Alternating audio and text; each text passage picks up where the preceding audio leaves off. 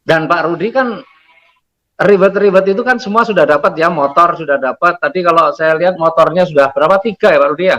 Alhamdulillah 3 Pak Haji. Motornya 3, mobilionya 2, Pajero 1, rumah 1. Coba kita hitung.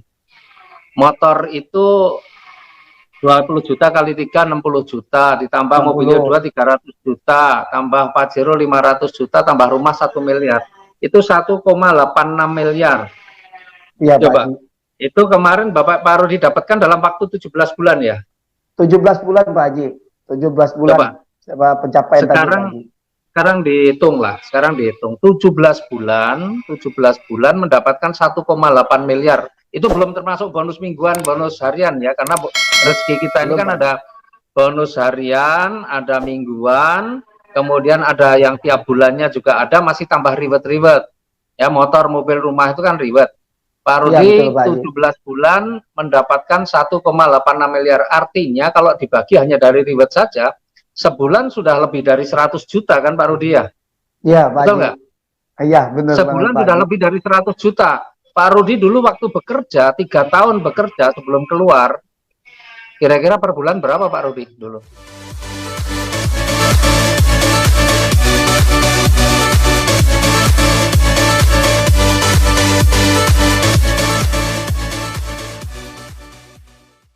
Oke, teman-teman, jadi itu tema kita hari ini adalah kiat sukses pedagang es degan. Ya, kita tahu narasumber kita hari ini narasumber yang luar biasa. Ya, kita hadirkan Pak Rudianto dari Jambi, ya, yang beliau orang yang sangat dalam perjalanannya sangat luar biasa lah ya. Nah, saya tidak akan ungkap saat ini, tapi saya mau hadirkan, saya mau panggil Pak Rudianto untuk hadir bersama-sama saya. Ya. Assalamualaikum Pak Rudi. Assalamualaikum. Waalaikumsalam warahmatullahi wabarakatuh Pak Haji. Alhamdulillah. Alhamdulillah. Apa kabar nih Pak Rudi? Alhamdulillah, kabarnya sehat selalu, merdeka Pak.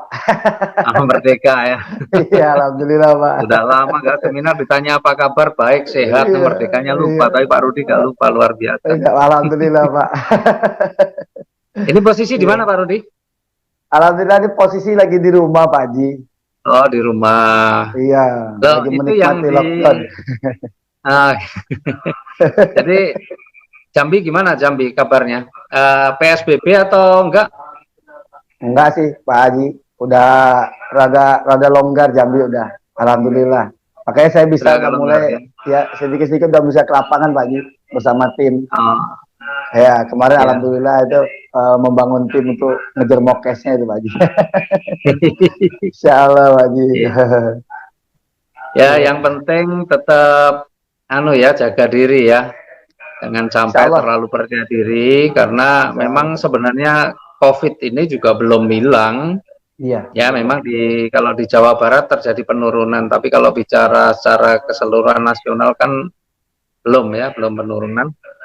Nggak tahu kalau di Jambi ya, cuma memang kondisi sekarang ini dilema, pemerintah ini dilema karena memang kalau di PSBB atau di lockdown begitu ya berarti kan pemerintah harus memberikan subsidi untuk minimal untuk keperluan hari-hari ya, dimana itu anggarannya besar sekali, sementara juga kondisi keuangan pemerintah juga tidak aman sebenarnya. Makanya ini dilema gitu ya, kalau dibegitukan terus kondisi keuangan pemerintah morat-marit, tapi kalau dibiarkan begitu saja maka COVID ini juga akan merajalela. Jadi ya yang akhirnya ya pemerintah menghimbau saja, kita mungkin sebagian bisa beraktivitas ya, mulai Juni mulai bisa beraktivitas, tetapi juga kita juga harus tetap menjaga ya, jangan kemudian kita over PD karena memang vaksinnya belum ditemukan, jadi tetap kita harus hati-hati. Oke, Pak Rudi, wah ini luar biasa nih, kali pertama saya mau wawancara agak panjang nih sama Pak Rudi ini ya. Nah, kita tahu semua lah Pak Rudi ini kalau di PTB saat ini kan prestasinya luar biasa ya. Alhamdulillah. Sudah meraih apa saja Pak Rudi? Alhamdulillah sampai hari ini Allah anugerahkan 3 motor, 2 mobilio Pak Haji, 1 Pajero, 1 Luxury. Udah dapat Dream Cruise kemarin bulan madu sama istri berdua naik kapal pesiar.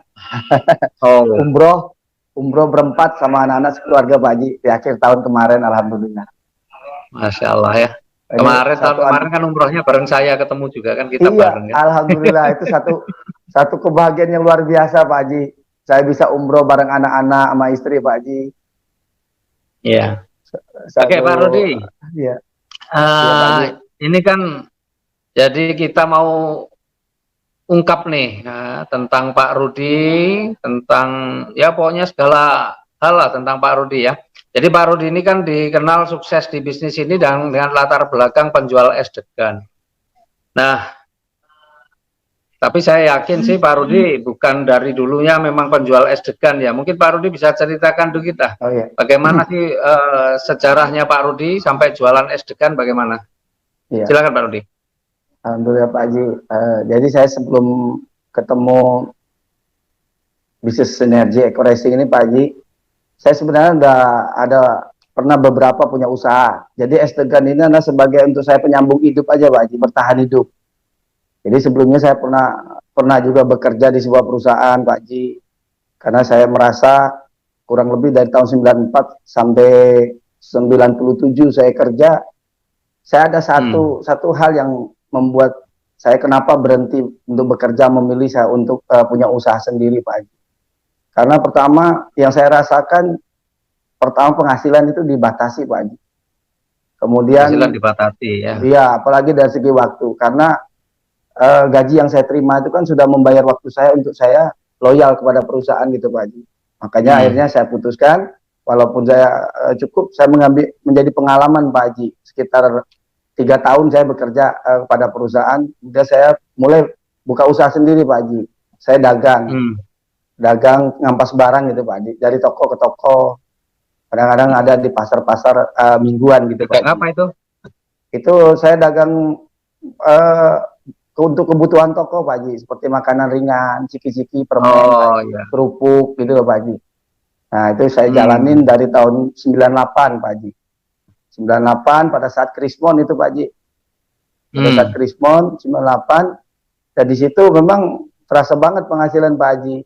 Terasa banget, yang awalnya saya bekerja mengandalkan gaji setiap bulan, tetapi dari usaha dagang ini saya setiap hari pegang uang Pak Haji. Nah, awalnya memang luar biasa, seneng banget Pak Haji. Tapi karena yang namanya dagang itu, saya pernah baca buku The Cash Flow Quadrant, itu ada self-employed. Jadi saya punya usaha itu, tapi saya seperti kayak punya anak bayi gitu loh Pak Haji. Nggak bisa kemana-mana. Karena kan kalau saya tinggalkan bekerja, saya tutup usaha saya tadi, dalam beberapa hari saya tidak punya penghasilan Pak Haji. Nah itu saya dagang, akhirnya ya karena satu kondisi Pak Haji, banyak faktor yang membuat memang luar biasa, konvensional itu begitu luar biasa tantangan kendalanya Pak Haji. Akhirnya saya bangkrut itu Pak Haji. Sekitar 2000 tahun berapa itu? 2004 tuh Pak Haji. Oh, 2004 2005. Agak lama juga bangkrut. Berarti ya. Dari tahun 98 sampai 2004 ya. 6 tahun berarti. 6 tahun saya dagang, akhirnya hancur, kolab Pak Haji, dan itu meninggalkan hutang Pak Haji. Nah, meninggalkan hutang, saya coba usaha apa gitu ya. Nah, akhirnya saya 2006 akhirnya mulai usaha dagang kacamata. Ya mulai dari utang Pak Haji. Saya waktu itu nggak tahu itu ada hutang riba, hutang riba itu pekerjaan yang sangat dibenci Allah, saya nggak ngerti. Pokoknya saya pikir bagaimana bikin usaha, itu saya gadaikan SK istri Pak Haji. Istri saya kan, istri saya seorang PNS Pak Haji. Jadi biar pinter SK-nya, iya, SK-nya disekolahkan biar pinter Pak Haji. Tapi faktanya Pak Haji itu buat hancur Pak Haji. Awalnya memang luar biasa, konvensional. Saya usaha kacamata sehari itu ya omsetnya bisa puluhan bahkan ratusan juta Pak Haji kita dalam per minggu. Untungnya luar biasa Pak Haji. Kita punya tim Pak Haji, kita sistemnya itu jemput bola Pak Haji. Saya punya tim itu lebih dari 60 orang kita. Punya tim lebih 60 orang, kita buka cabang tiap-tiap kota gitu, tiap kota kabupaten. Dan itu ya balik lagi Pak Haji, usaha konvensional gitu. Dan saya pernah baca sebuah buku Pak Haji. Di situ membuat saya gelisah gitu loh Pak Haji. Waktu itu sebenarnya sebelum kacamata saya pernah baca buku tahun 2000, kurang lebih sekitar 2004-2005. Baca buku itu, di buku itu mengatakan apabila Anda mau tahu masa depan Anda lihat siapa yang berdiri di depan Anda gitu Pak Haji. Jadi maksudnya gini Pak Haji, waktu saya itu kan masih 2004 itu masih akhir-akhirnya saya usaha yang dagang tadi Pak Haji, sebelum kacamata. Itu saya langsung tersentak baca buku itu Pak Haji. Tersentak gimana? Akhirnya lihat siapa yang berdiri di depan Anda. Nah, ternyata disuruh gini Pak Haji, di usaha yang saya dagang itu siapa yang paling lama yang Anda kenal, yang sama usaha dengan Anda, berarti beberapa tahun ke depan itulah masa depan Anda. Nah, akhirnya saya ada kenalan, salah satu bapak itu udah sepuh Pak Haji, udah tua. Udah ya dari remaja dia udah dagang sampai dia udah tua punya anak cucu. Terus saya main ke rumahnya Pak Haji, dan ternyata kehidupannya ya kalau saya lihat nggak sesuai dengan apa yang bakal saya inginkan ke depan gitu Pak Haji. Nah itu ternyata di situ membuatnya saya udah mulai berpikir usaha apa gitu ya, usaha apa yang bisa ini. Nah akhirnya saya balik lagi usaha kacamata itu Pak Haji. Akhirnya saya ketemu usaha kacamata ya dari kakak saya Pak Haji. Alhamdulillah saya dilatih untuk bisa buat usaha tadi. Dan awalnya memang luar biasa. Usaha ini omsetnya jauh beda dengan saya dagang dulu Pak Haji. Karena kita pakai tim Pak Haji. Pakai tim, itu kita lebih dari 60. Ya balik-balik, namanya konvensional gitu Pak Haji. Nggak ada ceritanya kita mengajak orang untuk usaha sama dengan kita gitu Pak Haji. Kalau bisa nggak ada saingan gitu Pak Haji. Nah tetapi yang namanya perjalanan tadi, otomatis tim kita yang sudah pintar, sudah bisa, otomatis dia berusaha untuk buka sendiri Pak Haji. Dan itu mulai terjadi persaingan gitu ya. Karena pelanggan-pelanggan kita kan otomatis karena dia orang lapangan itu kenal sama si tim tadi Pak Haji. Makanya akhirnya udah mulai susut tuh usaha kita. Udah mulai. Nah, akhirnya di situ Pak Haji, di titik nadirnya itu saya mengalami collab Pak Haji ya. Collab. Saya pernah ngalami Pak Haji di saat collab itu hancur gitu ya, karena kita memulai usaha itu dari collabnya itu utamanya kenapa? Collabnya kenapa Pak Rudi? Yang paling utama sebabnya kenapa? Banyak faktor Pak Haji. Ada juga tim-tim kita ada yang kurang jujur Pak Haji terhadap kita. Jadi kita kurang kontrol Pak Haji. Kemudian ya terjadi persaingan tidak sehat Pak Haji di lapangan. Nah itu akhirnya banyak faktor yang membuat kita collab. Itulah makanya saya katakan tadi usaha konvensional itu begitu berat tantangannya Pak Haji. Itu. Dan akhirnya collab hancur Pak Haji. Saya bahkan pernah punya mobil itu ditarik leasing Pak Haji, hancur, berantakan. Ya saya koreksi gitu Pak Haji. Kalau saya pikir kalau kerja kerasnya, alhamdulillah. Saya kalau kerja keras itu ya karena memang saya dididik dari orang tua yang punya usaha dulu Pak Haji. Dari zaman sekolah itu, kalau orang lain mungkinnya punya waktu luang itu dia bermain dengan teman-temannya. Kalau saya bantuin orang tua Pak Haji. Orang tua saya dulu punya usaha kerupuk Pak Haji, pabrik kerupuk. Jadi di sela waktu saya itu, kalau saya pulang sekolah, saya bantu orang tua Pak Haji. Jadi saya sudah terbiasa dengan namanya bekerja keras itu Pak Haji. Udah memang dididik dari lingkungan yang seperti itu, dan juga memang diajari untuk tidak gampang menyerah gitu Pak Haji dalam menghadapi kehidupan. Nah di situ tertanam dalam memang benak saya gitu Pak Haji, yang namanya bekerja keras. Nah ya memang pada saat itu Pak Haji, pada saat collab itu karena kurang iman Pak Haji ya. Saya memang waktu dulu ya namanya ibadah itu jauh dari Allah gitu Pak Haji. Jadi saya sempat Pak Haji waktu collab itu, saya sempat mau gantung diri Pak Haji. Masya Allah. Nah itu Pak Haji. Balik kurang iman Pak Haji. Nah, jadi saya collab. Sebelum jualan es-degan ya? Sebelum Pak Haji, sebelum jual es-degan Pak Haji. Itu di titik, di usaha saya pertama itu saya pernah ngalamin tuh Pak Haji. Saya pernah, waktu itu anak saya yang kedua, untuk beli susu anak aja tidak mampu Pak Haji. Saya pernah ngalamin. Itu. Waktu itu saya coba belajar, waktu transisi saya dari usaha pertama itu ke kacamata kan, saya ada belajar Pak Haji, diajak temen itu bisnis jaringan Pak Haji. Waktu itu Dan benar yang sering sekali sampaikan Pak Haji, bahwa kita pertama harus punya keberanian, yang kedua kita harus belajar, kata Pak Haji. Selalu Pak Haji sampaikan seperti itu, dan itu pernah saya alami Pak Haji. Kenapa? Waktu saya collab itu Pak Haji, saya ngenger, artinya saya bantu adik ipar tuh usaha untuk saya kebutuhan hidup tadi Pak Haji. Dan saya setiap bantu tadi, selesai membantu, kadang-kadang saya dikasih untuk inilah, untuk kebutuhan rumah 50.000, kadang 75.000 gitu Pak Haji. Nah suatu ketika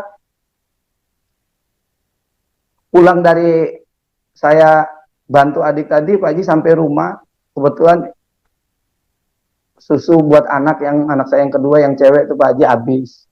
Kadang saya ada uang di kantong 50.000. Jadi istri saya bilang, Mas ada uang nggak untuk beli susu? Saya bilang nggak ada Pak Haji.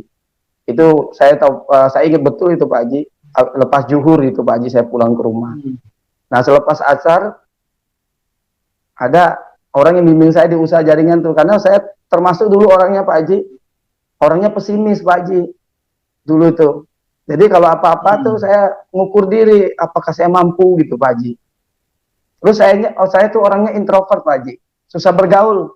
Jadi kalau saya ada ketemu orang itu saya tidak pernah saya untuk negur orang tuh duluan gitu Pak Haji. Saya termasuk kategori pendiam Pak Haji.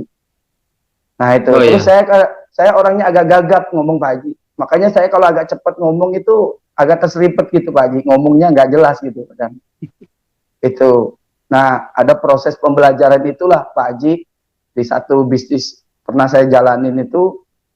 Nah itu yang membuat saya akhirnya alhamdulillah bertumbuh Pak Haji. Nah ada satu titik yang tadi saya bilang Pak Haji, saya punya uang 50 tapi saya nggak kasih ke istri gitu Pak Haji.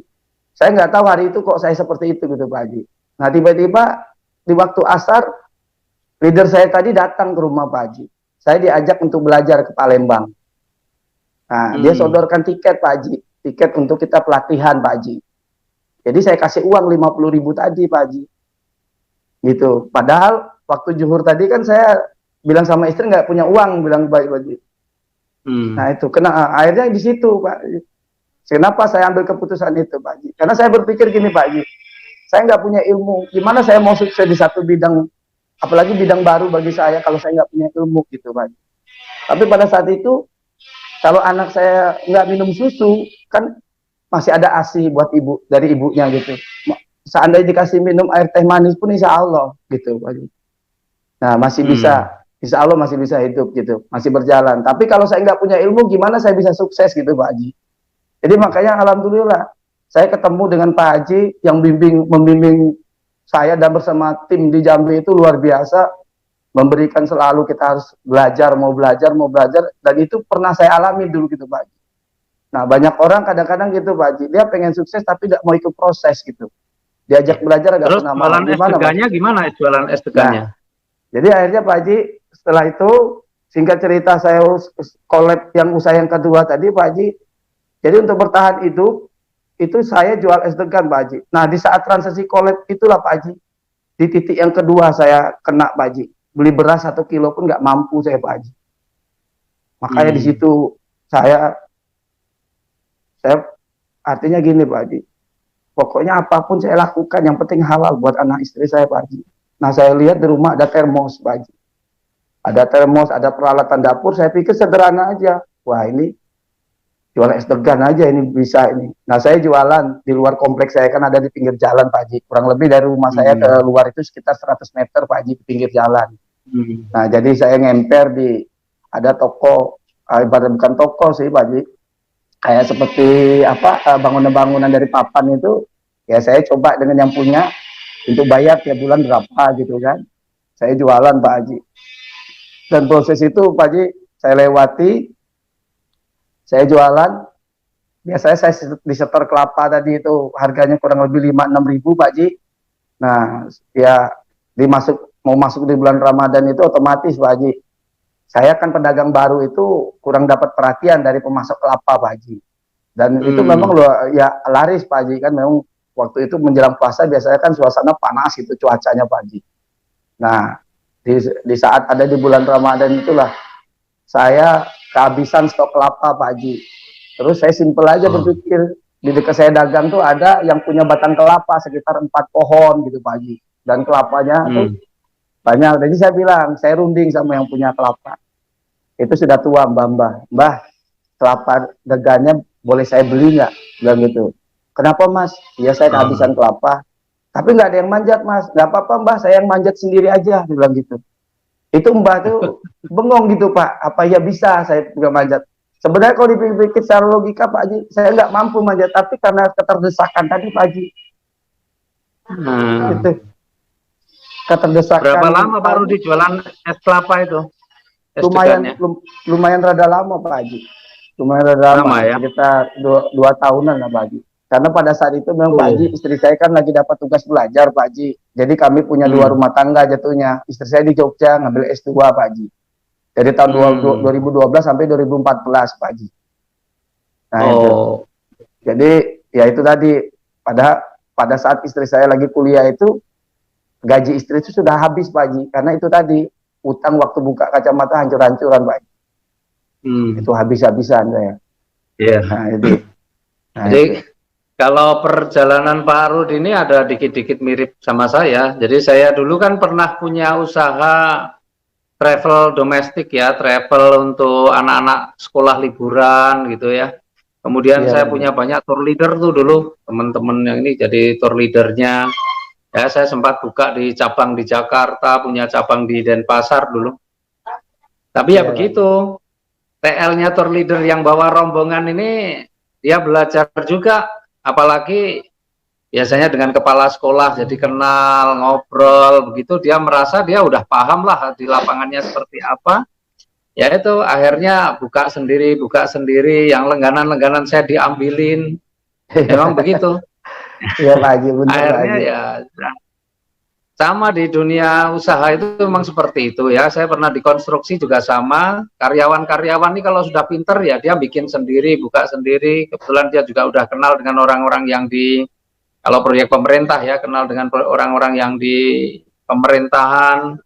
Ya masuk ya, memang di dunia swasta itu seperti itu, dan itu sudah memang lazim terjadi karena orang memang juga pengen maju, orang bekerja jadi karyawan pasti berpikirnya juga nggak mau jadi karyawan terus ya. Kalau dia punya mental pengusaha pasti dia belajar kan. Nah kadang-kadang memang kita sebagai pengusaha yang juga kadang-kadang nggak antisipasi ya, termasuk saya. Tapi ya memang begitulah. Ya terus kemudian, jadi cuma kalau saya ya nggak sempat bangkrut lah kalau di travel itu, nggak bangkrut, cuma ya akhirnya saya tutup aja sih, daripada malah bikin stres ya ganti usaha yang lain gitu. Karena kalau saya memang prinsip saya ini, saya sebenarnya orang yang nggak bisa apa-apa Pak Rudi. Saya ini nggak bisa apa-apa. Tetapi ya, di balik itu saya yakin saya bisa apa-apa gitu loh. Artinya saya nggak bisa apa-apa itu saya orang yang nggak punya keahlian tertentu, nggak ada. Saya nggak punya keahlian tertentu. Dulu saya punya travel ya, sampai buka cabang di mana-mana, saya belum pernah satu kali pun jadi tour leader. Ya, saya cuma rekrut orang-orang yang senang traveling, saya jadikan tour leader kan gitu. Sementara saya nggak pernah jadi tour leader. Itu saya terus kemudian di kontraktor ya, saya sih nggak pernah ngitung juga. Ya meskipun kuliahnya di teknik sipil gitu ya, tapi ya saya lebih baik pekerjakan orang aja untuk ngitung. Ya saya pernah punya usaha restoran yang nggak bisa masak gitu ya, artinya saya nggak bisa apa-apa, tapi bisa apa-apa gitu ya. Karena kalau pengusaha itu bisa apa-apa gitu ya. Kalau profesional, kalau sebagai seorang profesional saya nggak bisa apa-apa, tapi sebagai pengusaha saya bisa apa-apa. Ya tapi Pak Rudi luar biasa perjuangannya, jadi jualan es degan 2 tahun juga ya, saya kira cuma sementara, memang lama Pak Rudi ya. Lumayan Pak Haji, kayak untuk bertahan itu sampai selesai istri kuliah S2-nya Pak Haji. 2014 itu. Anak berapa sih Pak Rudi? Alhamdulillah 2 Pak Haji. Laki-laki sama perempuan ya? Pak Haji. Iya, alhamdulillah Pak Haji. Kalau sekarang udah umur berapa? Kalau anak saya yang paling besar udah masuk usia 20 tahun Pak Haji. Kalau yang perempuan itu baru masuk ke usia 16 Pak Haji. 16 tahun, SMA kelas 1 Pak Haji. Ya, alhamdulillah Pak Haji. Singkat cerita, 16 ya udah besar-besar ya. Jadi pas jatuhnya ya stres juga ya, karena keperluan untuk bayar sekolah anak juga harus dipikirkan juga ya, sementara untuk penghasilan juga pas-pasan gitu. Yang bikin saya stres itu gini Pak Haji, saya selaku sebagai imam di rumah tangga tapi tidak bisa memenuhi kebutuhan buat anak-anak Pak Haji. Nah itu, maka saya sempat malu sama istri gitu Pak Haji. Saya collab, yang coba berusaha nopang kehidupan saya itu ada istri Pak Haji. Itu yang bikin saya stres gitu Pak Haji. Saya merasa malu gitu Pak Haji sama diri sendiri sebagai seorang laki-laki, sebagai seorang imam tapi tidak mampu gitu Pak Haji. Buat kebutuhan boro-boro untuk sekolah, untuk makan aja sampai nggak mampu, itu yang membuat saya stres Pak Haji. Itu. Ya istri saya alhamdulillah menguatkan Pak Haji, yakin Mas, Allah menguji kita tidak akan melebihi kemampuan kita. Hari ini kita pasti mampu ngelewatin. Itu yang selalu terus membesarkan hati saya Pak Haji. Nah itu alhamdulillah Pak Haji, saya diberikan pasangan hidup yang begitu sabar melewatin masa-masa sulit kami Pak Haji. Di satu titik saya pernah bilang itulah, saya bilang sama istri, insya Allah kalau memang Allah kasih jalan kehidupan yang barokah, insya Allah pokok apapun mau saya akan lakukan. Itu yang saya itu Pak Haji. Makanya alhamdulillah Pak Haji, saya kamu Eko Racing ini kenapa saya serius gitu Pak Haji. Awalnya saya sebenarnya jadi gini Pak Rudi. Iya. Jadi Pak Rudi luar biasa ya. Jadi sebagai seorang kepala keluarga, benar-benar ketika tidak bisa memenuhi keperluan keluarga, benar-benar merasa tertekan, betul ya Pak Rudi ya. Ya, sementara banyak nih orang-orang lain yang dia nggak begitu mikir, mungkin keluarganya kurang-kurang ya, malah kadang-kadang dia nggak mau mikir begitu. Kadang-kadang. Dan yang luar biasa juga dari Pak Rudi ini, pelajaran yang luar biasa, apapun dilakukan demi keperluan, demi keluarga. Jualan es degan juga oke dijalani, bahkan sampai manjat pohon kelapa sendiri pun ya demi kebutuhan hari-hari tetap dijalani. Itu yang luar biasa Pak Rudi. Ya kadang-kadang banyak kita temui orang-orang ini yang mungkin ya kalau kita lihat dari sisi ekonominya kurang, bahkan pas-pasan, tapi kadang-kadang untuk kerja masih pilih-pilih, masih sok sesuai selera, sok ini gitu ya. Padahal kalau kita pahami hakikat kita bahwa kita ketika kita sudah berani memutuskan untuk menjadi kepala keluarga, berarti sebenarnya tanggung jawab mutlak ada pada diri kita. Dan saya salut sama dengan saya Pak Rudi, ada persamaan juga. Saya jadi ketika saya sudah menjadi kepala keluarga, bagi saya itu apapun akan saya lakukan ya, yang penting tidak melanggar norma, baik norma dari pemerintah maupun norma agama. Jadi benar Pak. Karena tanggung jawab itu sudah ada pada diri kita. Sementara saya kadang sedih ketika melihat orang yang secara finansial gitu ya, terutama kan kalau kita bicara keluarga itu salah satu yang harus kita perhatikan kan, keharmonisan rumah tangga itu ada 3 kan paling tidak ya. Tapi yang pertama adalah komunikasi dalam keluarga, itu akan membangun keharmonisan, artinya ada keterbukaan, ada komunikasi yang baik. Kemudian kan masalah ekonomi ya, masalah kehidupan ekonomi. Ekonomi itu sangat penting. Banyak keluarga berantakan karena komunikasi tidak baik, tapi juga banyak keluarga berantakan karena ekonominya juga nggak berhasil. Maka kalau sebenarnya ketika kita sudah menjadi kepala keluarga, memang kita harus benar-benar bertanggung jawab. Jadi apapun kita lakukan, ya nggak usah pilih-pilih, nggak usah sok, wah ini bukan bakat saya, bukan bidang saya. Kalau kita berpikir sebagai seorang pengusaha, ya kalau kita jadi pengusaha itu sebenarnya paling gampang. Jadi pengusaha itu sebenarnya lebih gampang daripada karyawan. Kalau saya ini kualifikasi untuk jadi karyawan, saya nggak diterima di mana-mana, saya nggak punya kemampuan apa-apa kok. Tapi mungkin kalau jadi pengusaha saya malah bisa apa-apa gitu kan. Ya karena jadi pengusaha ini sebenarnya lebih mudah. Dan daripada jadi karyawan itu lebih mudah jadi pengusaha. Jadi karyawan itu gajinya pas-pasan, apa nggak berat, itu dia harus kerja tuh tertib dari pagi sampai sore, setiap hari, kadang-kadang dimaki-maki, dia harus punya keahlian, apa nggak, itu pekerjaan yang berat. Ya sementara jadi pengusaha kadang-kadang pekerjaannya maki-maki gitu ya. Resikonya itu cuma satu, kalau nggak ada uang yang buat gaji itu aja kan. Iya benar Pak. Resikonya itu kita maki-maki, kita gaji orang, tapi kan kita nggak dimaki-maki kan gitu ya. Iya benar. Nah, jadi pekerjaan jadi karyawan itu jauh lebih berat daripada pengusaha. Tapi orang diajak untuk menjadi pengusaha, mikirnya waduh jauh lebih lama. Iya Apalagi yang bener sudah Pak Haji. kelihatan secara ekonomi, secara finansialnya kurang saja diajari untuk jadi pengusaha, jadi mulai mandiri pun alasannya macam-macam. Jadi kadang-kadang menjadi pengusaha itu sebenarnya mudah, tetapi mereka takut tuh karena takut bayangan-bayangan yang belum tentu terjadi. Dan Pak Rudi orang yang luar biasa lah, saya salut itu. Oke, kemudian sekarang Pak Rudi, Iya Pak Pak Haji. Rudi mengenal eco racing bisnis ini dari mana? Dari siapa Pak Rudi?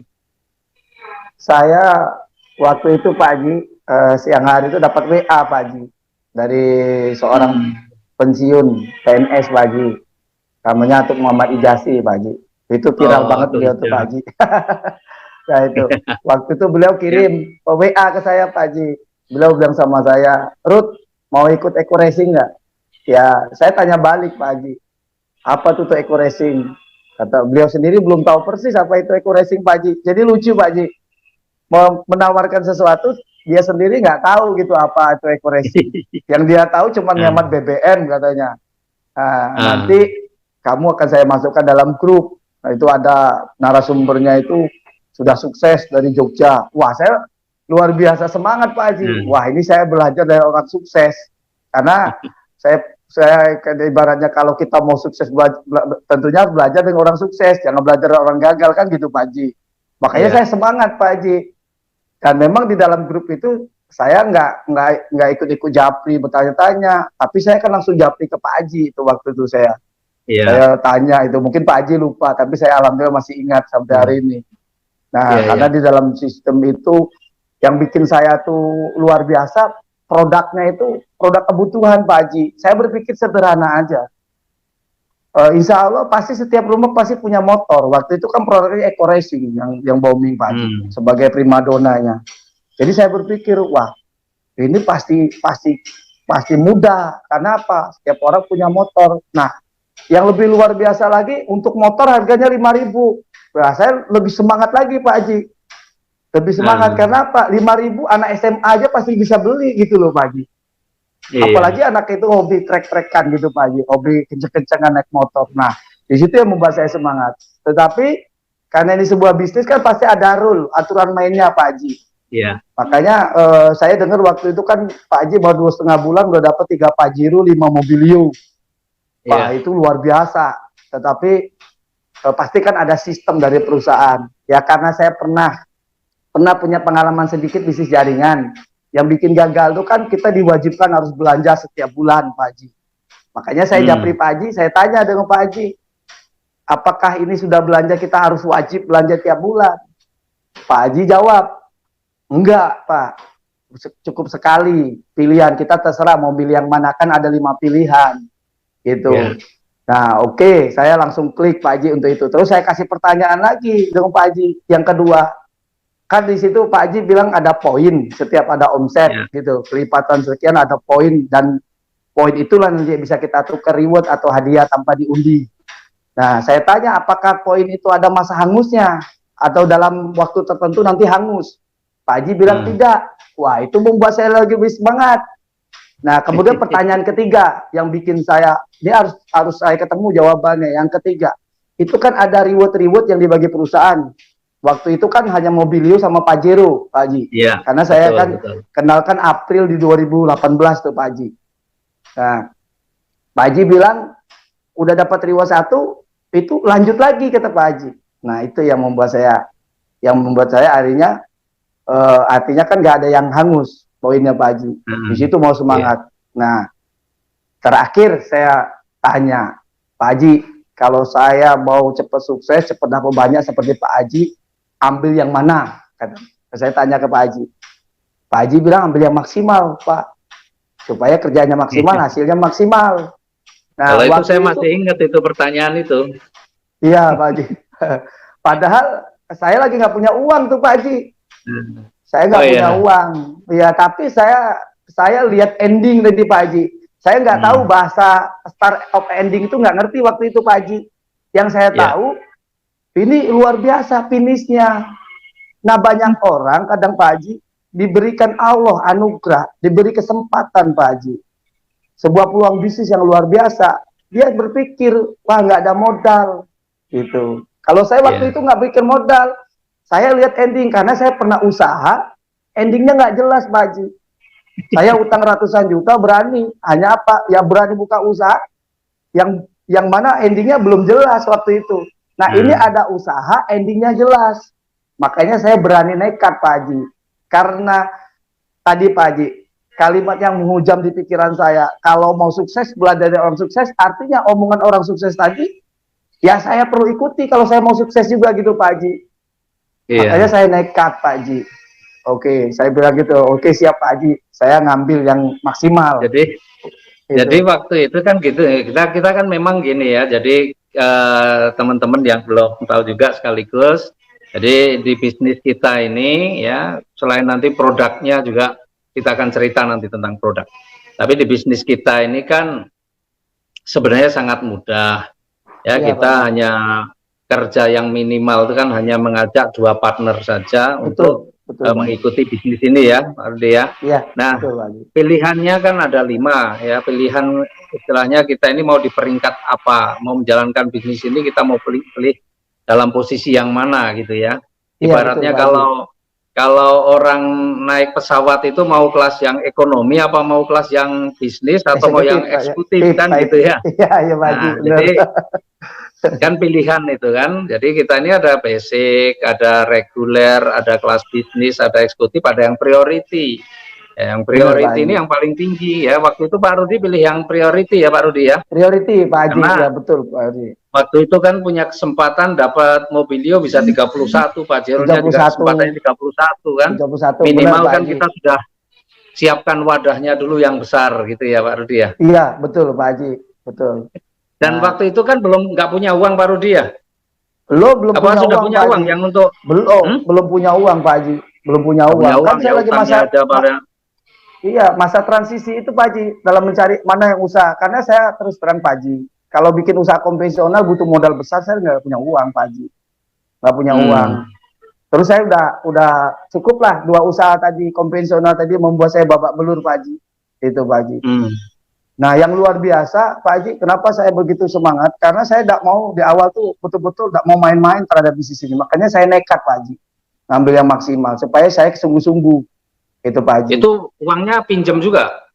Nah, jadi ceritanya Pak Haji itu Pak Haji. Pertama yang saya yakini gini Pak Haji, Allah itu mempertemukan sesuatu itu tidak ada yang kebetulan Pak Haji.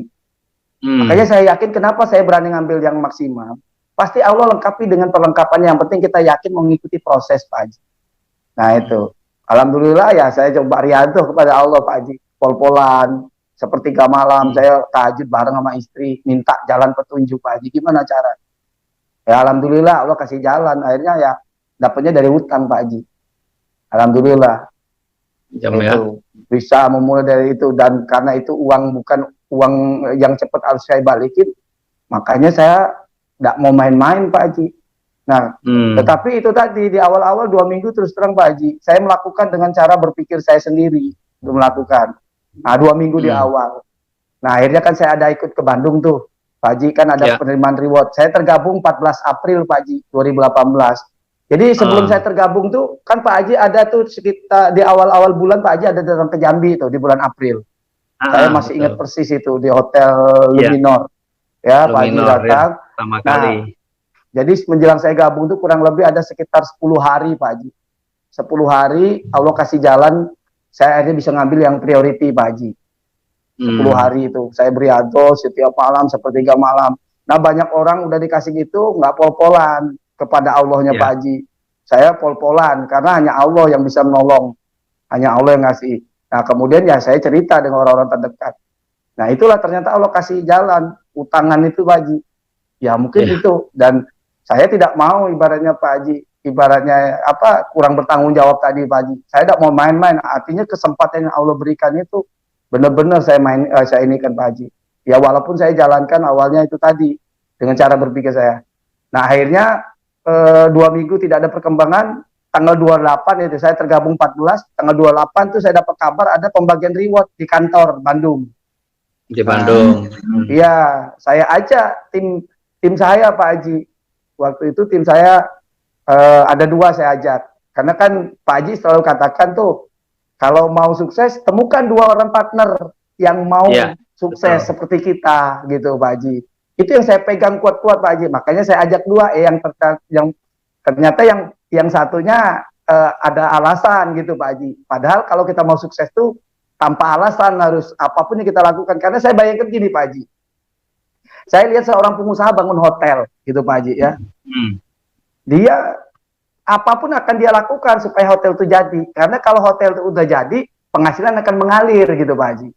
Nah, sama dalam bangun usaha ini. Walaupun kondisi saya lagi kolab itu, saya berusaha aja. Nah, yang saya ajak tuh akhirnya satu Pak Haji, Pak Andi Makasauk, tim saya itu Pak Haji. Kami berdua ke sana. Nah, itu kami hanya pas-pasan tuh ongkos ya, alhamdulillahnya. Saya punya keluarga di Bandung. Jadi saya selama beberapa hari saya tinggal di sama keluarga Pak Haji. Jadi kita bebas uang nginep Pak Haji, bebas juga uang makan kan gitu Pak Haji.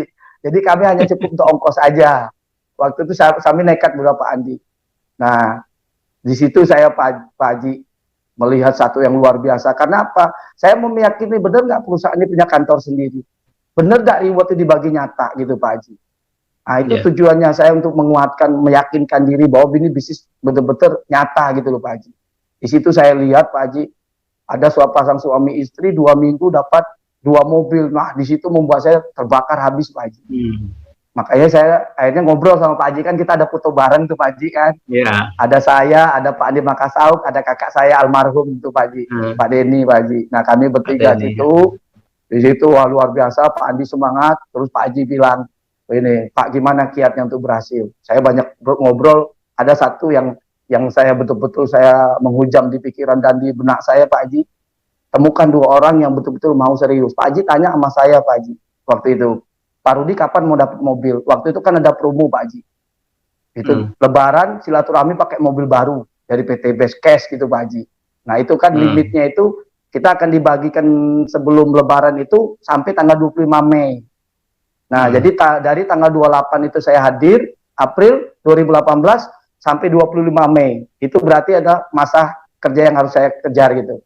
Jadi Pak Haji bertanya gitu, kapan Pak Rudi? Ya bulan depan Pak Haji. Nah, cuma saya tanya ke Pak Haji, gimana caranya Pak Haji saya bisa dapat? Pak Rudi temukan 2 orang. 2 orang saja partner yang sama kayak Pak Rudi mau dapat mobil di tanggal 25 Mei. Nah, itu terus buat komitmen, ajak keseriusan. Nah, di situ Pak Haji. Akhirnya sudah saya ngobrol dengan Pak Haji, saya tanya dengan Pak Andi Makasauk, serius nggak dia mau sukses? Saya bilang gitu. Pak Andi kapan mau dapat mobil? Bulan depan Pak Leader, kata beliau. Serius Pak Andi? Benar serius. Saya tanya 3 kali Pak Haji, karena saya mau tahu keseriusannya. Nah, akhirnya saya gitu, oke Pak Andi, nanti pulang dari Bandung ini kita, pokoknya kalau kita udah keluar rumah jam 9 atau jam 10 pagi, sebelum jam 12 malam jangan pulang. Itu Pak Haji. Nah, itu kan sebelum puasa tuh Pak Haji. Karena kan di bulan Mei puasa kita Pak Haji. Saya ingat betul, kalau nggak salah 13 atau 15 Mei itu puasa. Jadi sebelum puasa itu. Jadi ada kurang lebih spare waktu pulang dari Bandung ada 2 minggu. Saya lakukan gitu sama Pak Andi, keseriusan itu. Kami bangun itu Pak. Itu. Dan memang orang lagi kami berjuang tuh orang tidak tahu Pak. Jadi benar apa yang kata Pak Haji tadi, tentang ditanya kapan mau dapat mobil, ternyata itu adalah arah kita, tujuan Pak Haji. Nah, banyak orang kadang-kadang dia jalankan bisnis tidak tahu tujuan. Kapan dia mencapainya? Kalau ditanya dia nggak bisa jawab secara tegas. Padahal itulah ending kita supaya kita dapat, supaya kita mau berjuang. Paling-paling kalau ditanya jawabnya ya secepatnya gitu kan? Nah, benar gitu Pak Haji. Padahal kapan dapat mobil secepatnya? Nah, betul. Nah, tetapi saya di awal itu karena saya dikatakan kalau mau sukses harus tahu tujuannya dulu. Kapan mau dapat mobil harus ada limit waktu. Nah, waktu itu berarti artinya saya berpacu dengan waktu. Saya berarti yang harus luar biasa. Karena mendapatkan sesuatu yang luar biasa nggak mungkin melakukan dengan biasa-biasa Pak Haji. Karena saya pernah ngalamin dulu punya usaha. Saya ngambil mobil itu kredit Pak Haji. 3 tahun saya berjuang untuk bayar setiap bulan. Kadang-kadang saya korbankan kebutuhan pribadi untuk bayar angsuran dulu Pak Haji. Nah, akhirnya usaha hancur, mobil ditarik. Nggak punya apa-apa Pak Haji. Nah, ini di bisnis ini dikasih mobil gratis. Ini yang bikin saya yang semangat luar biasa Pak Haji. Makanya saya tetapkan tujuan tadi Pak Haji. Karena itulah yang membuat saya akan kuat di bisnis ini. Karena apa? Saya mau berikan yang terbaik kepada anak-anak, kepada istri. Selama ini itulah yang tadi saya bilang Pak Haji. Saya pernah collab. Saya ibaratnya sebagai laki-laki, sebagai imam, sebagai kepala rumah tangga, nggak bisa memberikan yang terbaik. Makanya saya nggak mau main-main di Ekores ini karena saya ingin berikan yang terbaik, pengen melihat senyum bahagia anak-anak istri. Itu. Dan alhamdulillah perjuangan bersama tim. Jadi memang di bisnis ini kita diajari bukan Superman Pak Haji, tapi super tim seperti yang selalu diajarkan Pak Haji. Nah itu karena dengan bertim tadi itu jauh lebih mudah kita dalam mencapai tujuan tadi. Dan yang luar biasa yang saya rasakan di bisnis ini Pak Haji, kalau dulu di bisnis konvensional Pak Haji, bila perlu nggak ada saingan gitu Pak Haji. Kadang-kadang untuk maju menjatuhkan orang lain, apalagi di dunia kerja yang pernah saya alami Pak Haji. Untuk naik satu jabatan dia kadang-kadang mengikut yang lain, mengijak yang lain untuk naik. Tapi di bisnis ini luar biasa Pak Haji. Memang ada satu kebahagiaan yang luar biasa Pak Haji, yang saya rasakan. Memang kita dapat reward tuh bahagia Pak Haji, tapi jauh lebih bahagia Pak Haji. Orang Allah mengizinkan kita untuk menjadi wasilah, membuat orang bisa berhasil, itu Pak Haji yang bikin saya bahagia Pak Haji. Lihat satu persatu mitra pada berhasil itu yang bikin saya bahagianya luar biasa Pak Haji. Nah itu perjuangan itu alhamdulillah 40 hari pertama saya tembus mobil Pak Haji. Dan justru mitra saya yang namanya Pak Andi Makassar itu lebih dulu dapat mobil daripada saya Pak Haji. Beliau lebih cepat 3-4 hari daripada saya. Tapi saya bahagia banget Pak Haji. Karena apa? Allah izinkan saya sebagai wasilahnya gitu loh. Untuk dia. Padahal dia waktu itu Pak Haji, yang bikin saya jauh lebih semangat lagi apa? Saya memang punya hutang Pak Haji. Tapi Pak Andi Makassar itu hutangnya lebih gede daripada saya Pak Haji. Tapi semangat. Nah itu yang membuat saya lebih lagi semangat Pak Haji. Untuk membantu dia terbebas dari hutang riba Pak Haji. Iya. Saya masih ingat itu kalau Pak Andi Makassau itu, jadi waktu kita perjalanan ke mana itu, Kuala Tungkal ya? Ya Pak Haji, benar Pak Haji. Nah, itu di awalnya Pak Andi Makassau itu jadi begini. Pak Andi Makassau ini sudah sangat anti sama yang namanya bisnis MLM pokoknya. Ya sampai yang namanya Pak Rudi itu nelpon aja sudah nggak mau ngangkat ya. Ditelepon berapa kali Pak Andi Makassau nggak mau ngangkat.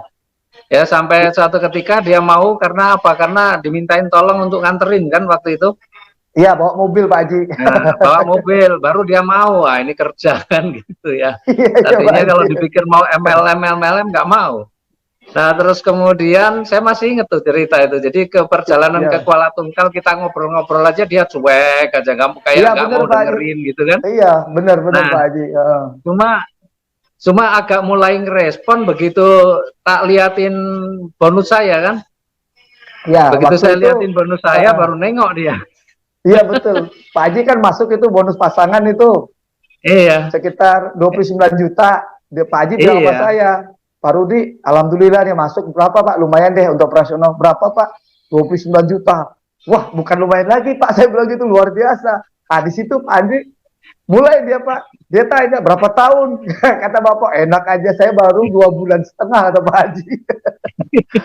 Di situ mulai dia terbuka pikirannya Pak Haji. Jadi orang kadang menyamaratakan antara bisnis MLM satu dengan MLM yang lain. Benar. Ya dipikir pengalaman dia di kegagalan dia di MLM yang lain itu akan sama dengan di sini, padahal berbeda. MLM itu kan MLM itu kan sistem pemasaran, bahwa perusahaannya beda-beda, maka ketika memberikan kontribusi atau kompensasi ataupun penghargaan kepada mitra-mitranya juga berbeda-beda. Sama kan sebenarnya orang bekerja. Orang bekerja di PNS saja deh. PNS yang ada di bawah Kementerian Dalam Negeri dengan PNS yang ada di bawah Kementerian Keuangan itu sama-sama lulusnya, sama-sama masa kerjanya, gajinya aja beda. Sama-sama judulnya PNS. Sama-sama juga PNS di bawah Dalam Negeri, tapi satu di instansi apa itu ya, ada yang dengan mungkin dinas pekerjaan umum juga beda penghasilannya. Betul, jadi orang kadang menyamaratakan padahal beda. MLM itu kan cuma sistem pemasaran saja, tapi bahwa setiap MLM beda-beda dan luar biasa. Itu juga lah kenapa saya tertarik dengan bisnis ini, karena saya ngitung ini sistemnya sangat mudah. Kemudian betul, kayak Pak Rudi, kita nggak ada kewajiban tutup poin. Meskipun kalau kita mau sempurna mendapatkan bisnisnya, ada plan B yang harus kita kerjakan juga. Betul. Kemudian juga produknya juga sangat terjangkau, apalagi ya harganya sangat terjangkau lah. Orang punya motor pasti mampu beli kan, dulu berpikirnya begitu kan. Betul Pak Haji. cara mendapatkannya juga sangat mudah. Pokoknya nggak ada poin yang hangus. Nah itu artinya setiap orang yang menjalankan bisnis ini pasti dapat. Ya bayangin, ribet, anggaplah waktu itu ya, waktu kita kan masih hanya Mobilio sampai Pajero kan. Beda dengan sekarang. Sekarang ini kan mulai ada motor, Mobilio, Pajero, rumah 1 miliar, bayangin itu. Dulu aja baru sampai Pajero aja kita semangatnya luar biasa. Wah, betul, semangat banget Pak Haji. Karena padahal saya juga membayangkan begini Pak Rudi, dulu iya, Pak Haji, orang itu kalau mau dapat Pajero atau mau punya mobil, kreditnya sampai 5 tahun aja dia perjuangkan, bahkan dia juga harus kerja keras yang hasilnya juga sebagian besar buat bayar utang aja dia mau. Itu iya, mobilnya juga mungkin kalau mobil kredit mobil Pajero udah kelas pejabat itu. Ya kan? Betul Pak Haji. Nah, ini kita hanya mau bekerja keras yang tidak perlu waktu lama dan kita punya mobil cash. Sementara di dalam saat kita mengerjakan pun juga ada rezeki yang masuk. Nah orang ini kadang-kadang lebih memilih yang kredit yang sampai 5 tahun gitu ya. Daripada yang bekerja sungguh-sungguh hanya paling 1 tahun 2 tahun untuk bisa dapatkan yang seperti itu. Ini memang kadang-kadang mindset orang itu agak banyak yang ini nggak connect gitu loh, nggak nyambung. Iya, apalagi kalau sekarang dimana ada rumah juga ya Pak Rudi ya. Ada motor, mobil, semangat banget Pak Haji. 1,7 miliar coba. Nah, dan Pak Rudi kan ribet-ribet itu kan semua sudah dapat ya, motor sudah dapat. Tadi kalau saya lihat motornya sudah berapa, 3 ya Pak Rudi ya? Alhamdulillah 3 motornya 3, Mobilionya 2, Pajero 1, rumah 1. Coba kita hitung.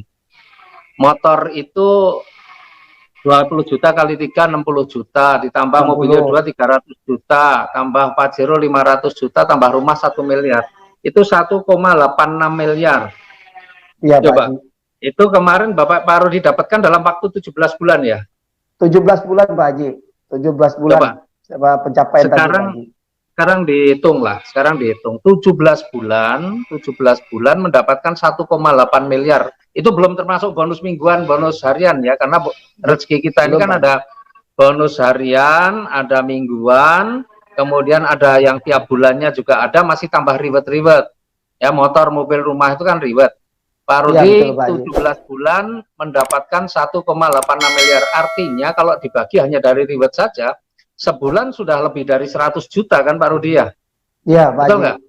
Iya, benar. Sebulan sudah lebih dari 100 juta. Pak Rudi dulu waktu bekerja, 3 tahun bekerja sebelum keluar, kira-kira per bulan berapa Pak Rudi dulu?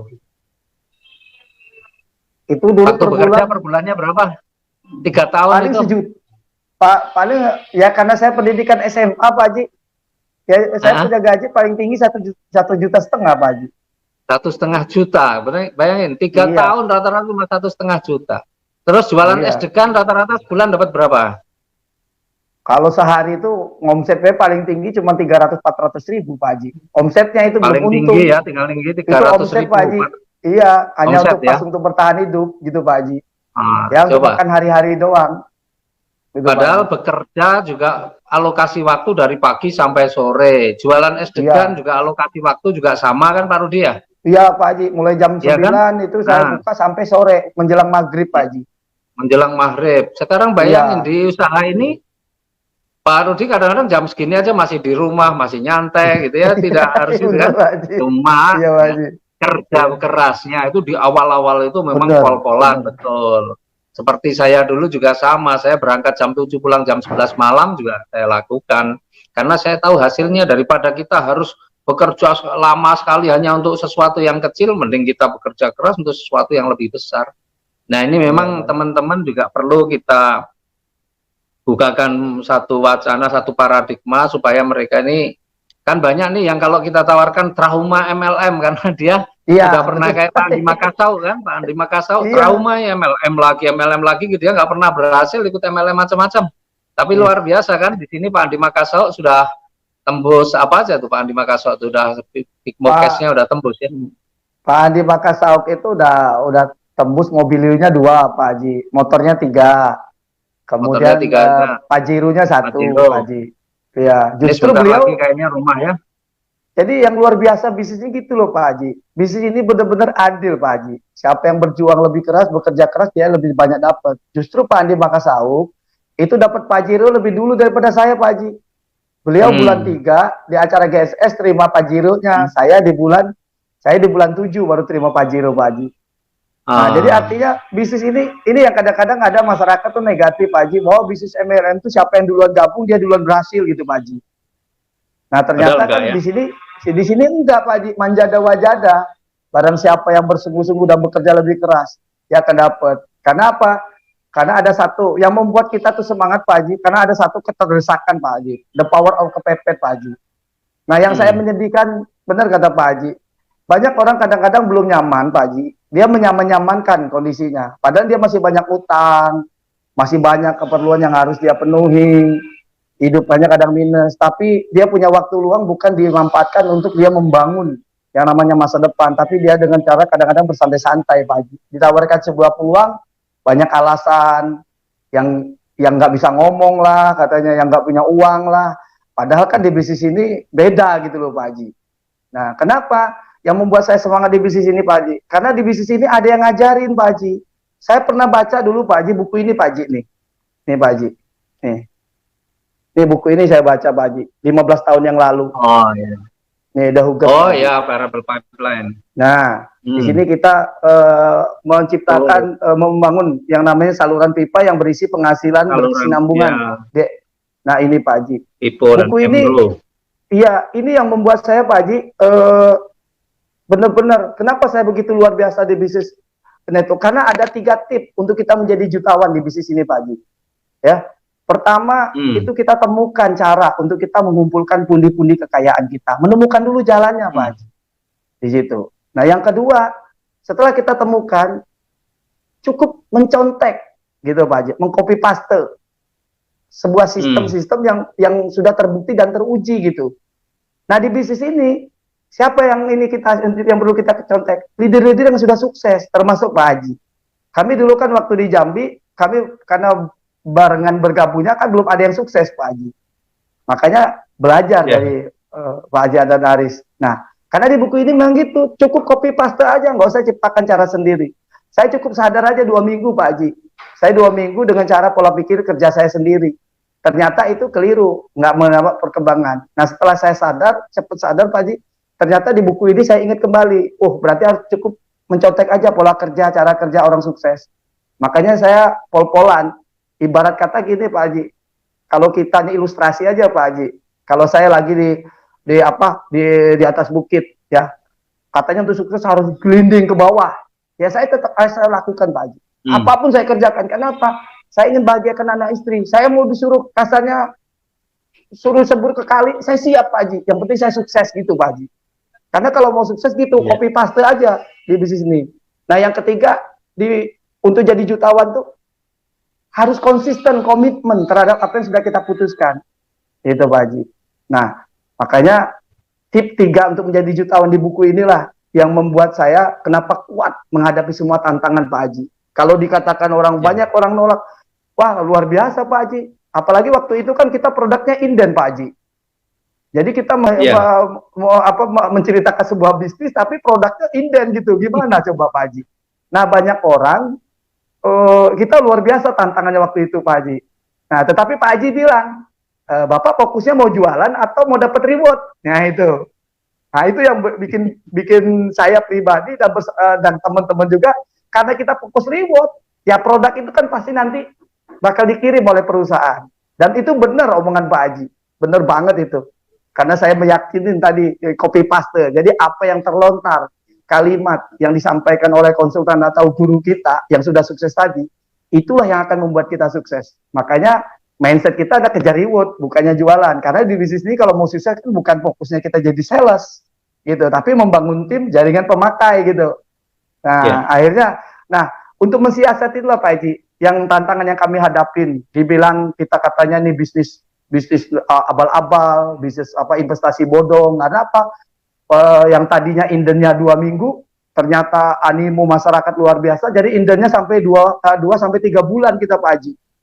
Itu. Tapi karena kita diajarin Pak Haji mindset yang benar tadi, bahwa di sini kita membangun bisnis untuk kejar reward tadi Pak Haji. Kita lewati tantangan tadi. Nah, cara kami untuk mensiasati produk tadi gimana? Kita beli lepas Pak Haji dengan mitra di Pulau Jawa. Beli lepas yang tidak ada poin. Nah, itu sebagai untuk apa? Contoh. Kita kasih contoh. Nah, kalau saya pribadi Pak Haji menghadapi tantangan di lapangan, pada saat orang ingin mencoba, karena kita punya keterbatasan produk, dia ingin mencoba beli satu kotak Pak Haji, satu box. Saya tanya dengan orang tadi, Bapak untuk coba aja apa pengen tertarik bisnis? Wah, saya hanya ingin coba Pak Rudi. Wah, kalau untuk coba Bapak nggak usah beli banyak-banyak, gitu. Saya bilang gitu Pak Haji. Itu. Nah, jangan beli banyak-banyak. Nah, saya tanya balik, di mana Pak? Ada orang yang penjual melarang yang beli itu nggak boleh beli banyak. Ya saya bilang gitu. Karena kalau untuk mencoba nggak usah banyak-banyak Pak. Saya bilang gitu. Nanti kalau nggak terbukti Bapak rugi loh. Padahal itu cara saya untuk mensiasati Pak Haji. Kalau orang beli banyak kan habis produk itu, contoh saya Pak Haji. Nggak ada lagi. Nah itu Pak Haji. Nah, tetapi bagi yang tertarik saya ceritakan bahwa ini kita Pak Inden. Tapi insya Allah produknya datang. Yang penting Bapak harus semangat, kita kejar masa depan, bangun masa depan. Saya bilang gitu. Nah itulah tantangan yang kami lewati, itu. Dan saya nggak peduli orang yang negatif Pak Haji. Karena yang saya ingat tuh Pak Haji, orang-orang negatif itu tidak saya ingat Pak Haji. Yang saya ingat, saya bisa bahagiakan anak istri. Yang saya ingat, Idul Fitri saya bisa naik mokes dari PT BES. Itu waktu di awal Pak Haji. Itu aja pokoknya. Saya nggak ingat lagi berapa banyak orang yang negatif Pak Haji. Saya nggak peduli. Itu justru saya kasihan kepada mereka. Kenapa? Mereka selama ini berjuang. Maaf ngomong Pak Haji, mungkin utang sedikit aja nggak selesai-selesai. Jangankan untuk bayar utang Pak Haji. Kadang-kadang untuk makan aja mereka kesulitan gitu. Ditawarkan sebuah peluang usaha yang bisa merubah hidup mereka. Taunya mereka negatif Pak Haji. Itu kadang-kadang saya kasihan juga lihat mereka seperti itu Pak Haji. Justru saya di awal-awal itu. Orang kayak gitu kan kategorinya orang sombong ya kan? Iya Pak Haji. Orang dia hidupnya masih kekurangan, ditawarin mesti nggak mau gitu ya. Katanya kan orang sombong itu Tuhan aja nggak suka sama orang sombong kan? Ya. Iya. Tapi bener banget. Ya masih lebih mending kalau kaya dan sombong. Ini udah miskin sombong katanya. Iya. Kalau boleh dipetir aja ya Pak Haji ya. Jadi benar Pak Rudi, memang sukses itu juga perlu komitmen ya. Jadi benar, Pak Rudi luar biasa bacaan-bacaannya. Memang orang sukses itu kan katanya kan memang ya memang bukan katanya lagi, tapi memang tergantung dari buku yang dibaca dan dengan siapa dia bergaul kan. Benar. Nah kadang-kadang teman-teman kita ini kadang-kadang susah untuk move on. Kalau buku yang dibaca oke, tapi pergaulannya tidak berubah, artinya dengan teman-teman yang selama ini mungkin negatif, teman-teman dekat negatif, maka ya akhirnya tidak akan tercapai. Maka kalau untuk kita benar-benar pengen sukses ya buku-buku yang dibaca jangan novel-novel aja, tapi buku-buku yang motivasi pengetahuan gitu. Memang bacaannya novel yang nggak ngefek gitu kan. Benar Pak Haji. Kemudian juga dengan siapa bergaul, karena kira pergaulan atau teman-teman kita ini nggak mendukung untuk kesuksesan kita, ya cari teman-teman yang baru. Ya saya ini memang benar-benar kalau saya keluar dari zona pergaulan saya, memang saya lakukan betul waktu itu.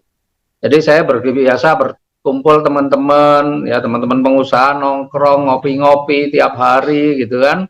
Ya sambil ini. Nah ketika saya menjalankan bisnis ini, teman-teman waktu itu nggak ngerespon, ya sudah saya tinggalin. Saya nggak mau terus bergaulnya, karena ini kalau saya bergaul dengan mereka terus ya saya nggak akan berubah. Maka saya harus cari lingkungan yang mendukung. Dengan siapa saya bergaul itu kan juga akan penting, akan mempengaruhi. Dan kita juga memang harus belajar bergaul dengan orang-orang yang memang mengarahkan kita pada tujuan kita. Nah akhirnya saya keluar dari zona itu, saya membangun tim, saya bergaul dengan mereka-mereka yang juga punya impian yang sama. Alhamdulillah kan, jadi semuanya lebih mudah. Dan memang orang kadang-kadang baru di teman-teman itu kadang-kadang membayangkan ya dia itu sebenarnya kehidupnya atau dia ketika dia bekerja pun susah payah, hasilnya juga minim, tapi ketika membangun bisnis ini untuk hasil yang besar, dia membayangkan bahwa dijalankan dengan mudah. Itu persoalannya. Jadi dia nggak sanggup menghadapi tantangan itu, nggak sanggup. Itu persoalannya, padahal hasilnya besar tapi maunya jalankan mudah, ya nggak ada kan ceritanya.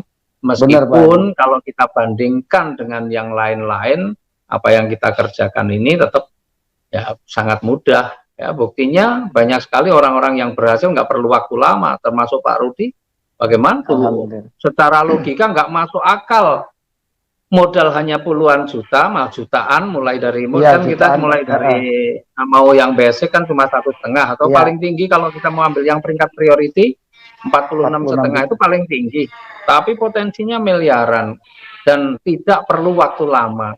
Sementara saya mau kasih contoh, ya saya salah satu lah, ya saya buka restoran itu pun saya habis 5,5 miliar yang waktu itu diperhitungkan, diprediksi itu baru balik modalnya 5 tahun dengan modal sebesar itu. Masya Itu Allah. pun sanggup bertahan, baru balik modalnya 5 tahun. Artinya selama 5 tahun nggak bisa menikmati, sebenarnya belum bisa dibilang menikmati. Ya. Itu pun Iya, iya. mau, padahal modalnya miliaran. Tapi di sini yang modalnya kecil, tapi hasilnya juga potensi miliaran. Maunya sebulan 2 bulan beres gitu kan, Iya. sementara kerjanya santai, nah nggak imbang gitu Nggak bisa, ya. betul Pak Haji. Nah, makanya benar Pak Rudi, orang mau ini ya harus pertama tujuannya harus jelas, fokus pada tujuannya, tapi juga ikhtiarnya juga harus jelas, dan Pelan Pak Haji. bacaannya juga bisa lihat Pak Rudi keren juga bacaannya. Masya Ya. Allah. Pak Rudi, sekarang saya mau tanya Pak Rudi, membangun bisnis ini kan Pak Rudi sudah punya banyak mitra pasti kan ya. Dan Ya, Pak mitranya Haji. Pak Rudi ini tersebar di mana saja Pak Rudi? Alhamdulillah kalau untuk di Indonesia sebenarnya di Pulau Jawa sampai ke Papua sebenarnya sudah ada Pak Haji. Sudah Ini. ada ya sampai Papua ya. Iya, tetapi belum begitu maksimal Pak Haji. Jadi saya punya ada tim yang luar biasa di yang mancanegara itu namanya Pak Haji Ramli itu Pak Haji di Brunei Darussalam. Di Brunei ya. Iya, itu Udah luar kemarin biasa. baru tembus apa itu Pak, yang di Brunei udah dapat apa? Iya, sekaligus Mokes kedua dan ketiga itu diambil Mercy Pak Haji. Beliau, kalau motornya beliau sudah 5 itu. Nah, ini ya pelajaran yang perlu saya pribadi ambil Pak Haji ya. Banyak orang kadang-kadang Pak Haji jarak jauh dengan leader itu menjadi satu halangan Pak Haji. Dia ada alasan, oh saya tidak sukses karena leader jauh, leader tidak bantu gitu Pak Haji. Tetapi saya belajar banyak dari Pak Haji Ramli Pak Haji. Beliau itu jauh dari kita Pak Haji. Jauh di mana? Di Brunei ya? Di Brunei Darussalam. Saya pribadi ke sana pada saat beliau sudah tembus reward loh Pak Haji. Karena beliau tergabung itu bulan Mei tahun 2000 kurang lebih tahun 2019 Pak Haji. Gitu. Dan itu kita juga itu kata Pak Haji tadi. Kalau secara logika tidak masuk akal Pak Haji. Saya tidak punya akses di Brunei, boro-boro ya kita paling-paling temennya seputarnya di Indonesia aja kan gitu. Tapi kok punya tim di Brunei. Nah ini kekuatan bisnis jaringan ini luar biasa Pak Haji. Kalau dulu konvensional Pak Haji, kalau kita mau buka cabang, kita hadir dulu, baru buka cabang gitu loh Pak Haji. Tapi di bisnis ini beda. Walaupun kita belum hadir di satu kota atau satu negara, bisnis kita sudah duluan cepat berkembang gitu Pak Haji. Nah ini yang kekuatan bisnis yang luar biasa gitu Pak Haji. Nah beliau, ya kita sering itu aja sih, diskusi konsultasinya, kita kadang-kadang video call, lewat WA, kalau apa yang beliau tidak mengerti, kadang-kadang beliau kumpulkan timnya, kita ngobrol secara video call aja Pak Haji. Itu yang dan beliau itu tantangan bagi beliau kata beliau. Jadi ini perlu kita belajar semua Pak Haji, saya pribadi, dan semoga ini jadi pelajaran buat kita teman-teman yang selama ini kenapa lambat, karena itu tadi, kalau Pak Haji Ramli itu jarak jauh dari leader itu bukan menjadi satu halangan Pak Haji. Justru beliau katakan inilah saatnya bagaimana kami yang sudah gabung ini menjadi magnet untuk masyarakat warga negara Brunei. Ini bisnis yang luar biasa. Kalau namanya belajar kita bisa lewat, ini ada HP, bisa kita lewat WA, bisa kita video call kata beliau gitu. Nah, padahal tantangannya luar biasa dari segi produk juga Pak Haji, dengan jarak kirim yang jauh, biaya yang terlalu gede Pak Haji.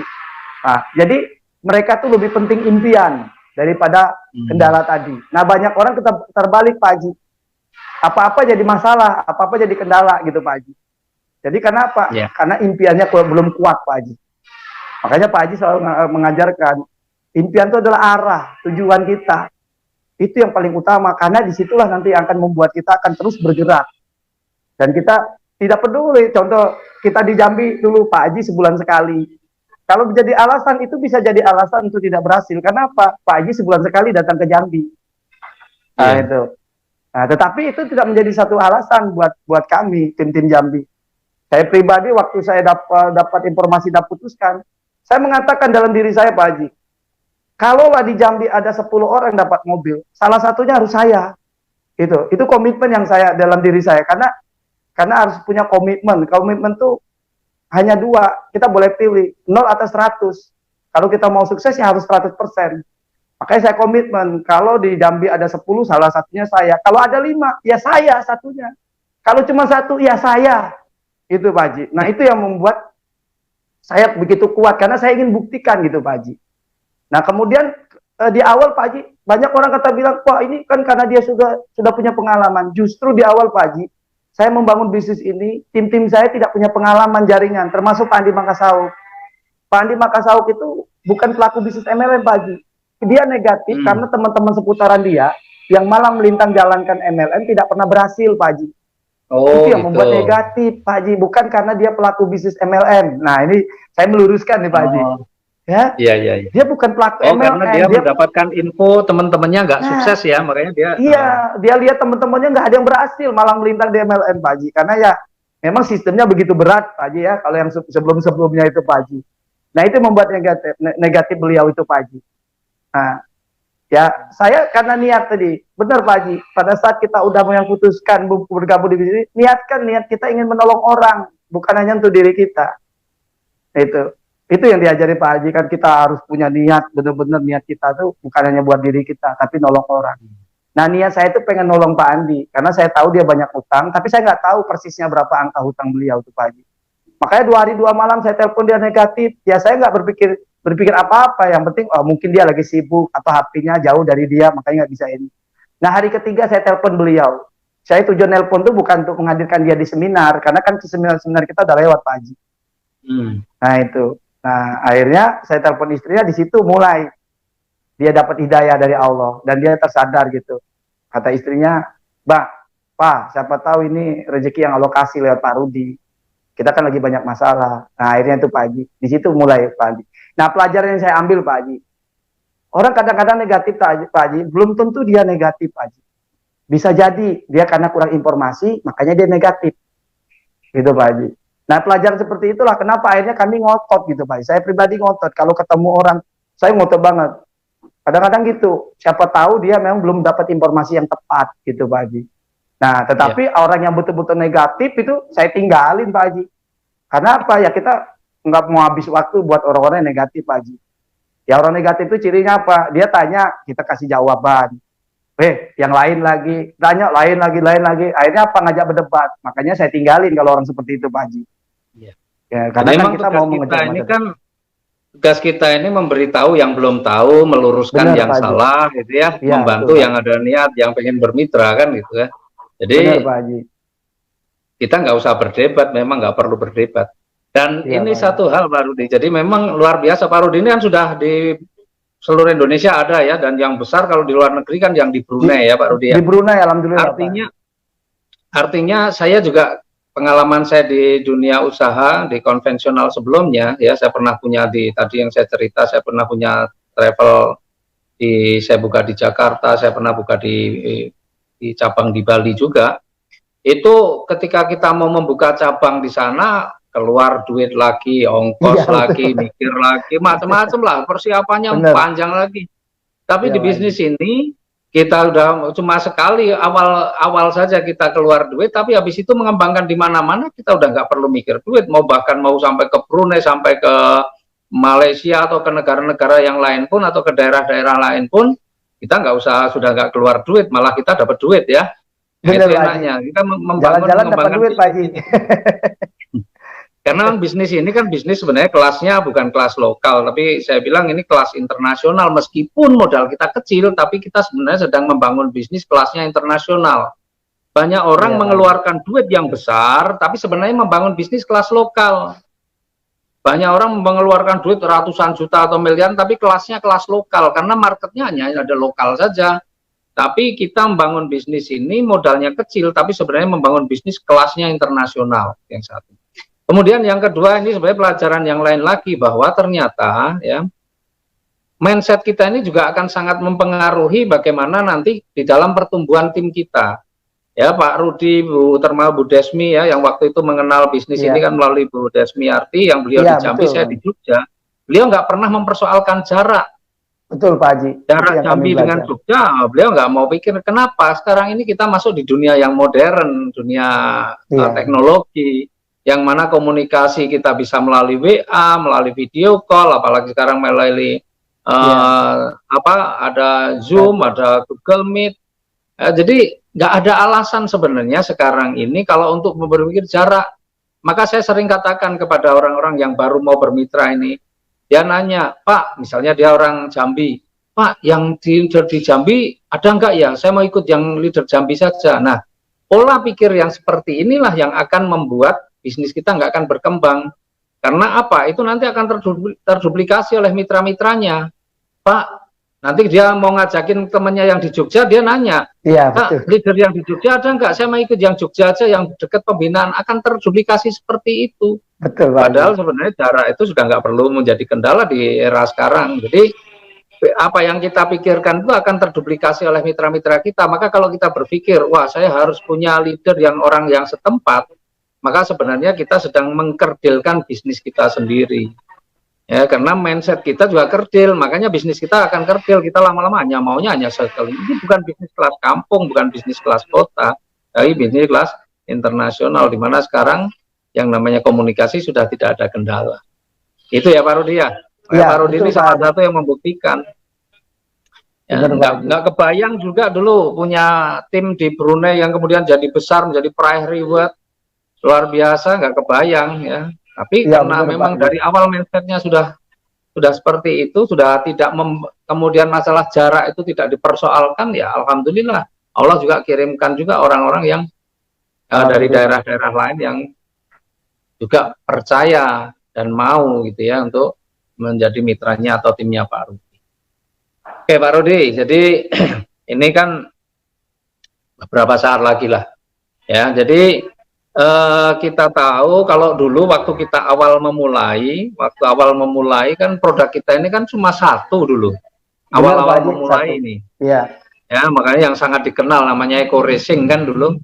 Ya, iya Pak Haji, Eco Racing doang. Dimana karena produknya cuma satu waktu itu awal-awal sih ya, awal-awal kan satu ya. Pak Haji, benar. Terus kemudian karena ternyata sistemnya bagus, rewardnya juga menarik, banyak sekali yang kemudian wah berbondong-bondong masuk di bisnis ini, di bisnis Eco Racing, di bisnis sinergi ini ya. Dulu produknya Eco Racing.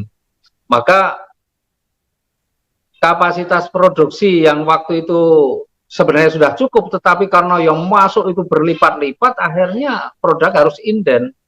Nah, produk inden itu juga tantangan sendiri, karena sebagian di antara teman-teman yang waktu itu terus kemudian, wah, yang berpikirnya cuma negatif itu marah-marah aja terus tiap hari, protes terus tiap hari kan, bahkan ada yang berhenti. Tapi endingnya sampai hari ini ya yang berhenti, yang dulu wah komplain segala macam, kemudian berhenti, sampai hari ini juga tak lihat juga nggak banyak perubahan juga hidupnya. Tapi yang bertahan, oh, alhamdulillah, karena di masa-masa yang sulit mereka bertahan juga luar biasa. Termasuk dalam kondisi yang seperti sekarang nih. Ini kan kondisi sulit sekarang di masa pandemi ini, di mana orang masih berpikir, aduh yang penting untuk hidup, untuk makan dulu, tanpa dia berpikir bahwa apakah uang yang untuk persediaan dia makan itu cukup kalau sampai nanti pandemi berakhir, kan belum tentu juga ya. Makanya sebenarnya di masa seperti ini juga ada kesempatan yang tepat untuk kita memulai bisnis sebenarnya. Nah, cuma kan sekarang ini kan kondisinya berbeda. Kalau dulu cuma satu produk, sekarang kan sudah banyak produk ya Pak Rudi ya. Iya, banyak produknya. Kan produknya udah macam-macam. Nah Pak Rudi, dari produk-produk yang ada itu Pak Rudi ada testimoni produk-produknya nggak? Alhamdulillah ada Pak. Iya. Apa Pak Rudi? Yang sudah Pak Rudi pakai selain Eco Racing pasti kan? Kendaraan tarikannya jadi enteng, bahan bakar jadi hemat. Iya. Nanotech itu Pak Haji, untuk kendaraan kan, Nanotech itu aditif oli itu Pak Haji. Itu luar biasa buat kendaraan sendiri, suara mesin makin halus, tarikan kendaraan itu jauh lebih ringan lagi, sudah pakai Eco Racing tambah Nanotech. Kemudian ganti olinya Pak Haji. Jadi lama biasanya 10.000 ganti, ini 30.000 baru ganti oli. Ya, jadi jauh lebih hemat kita ini. Kemudian kalau produk kesehatan selalu saya Pak Haji. Produk kesehatan Haspro itu Pak Haji. Alhamdulillah. Haspro, ya. Iya, stamina tetap terjaga. Walaupun kadang-kadang kita tidur kurang, apalagi di bulan Ramadan ini kan paling tidur 1-2 jam udah bangun lagi kita kan. Nah itu saya Haspro, saya Haspro minum itu Pak Haji. memang bagus banget ya, karena itu kan terbuat dari ekstrak habatus sauda dan propolis ya. Dengan propolis itu Pak Haji. Kemudian saya minum ini juga Pak Haji, Slim. Nah minum Slim itu luar biasa. Kadang-kadang sahur nggak makan nasi Pak Haji, hanya minum Slim aja.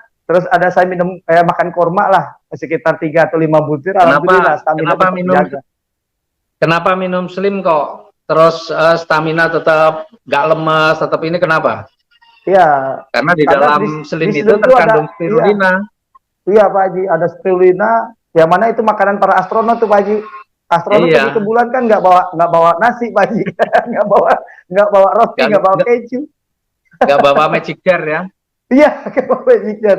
Minum spirulina. Makanya alhamdulillah spirulina itu membantu banget Pak Haji.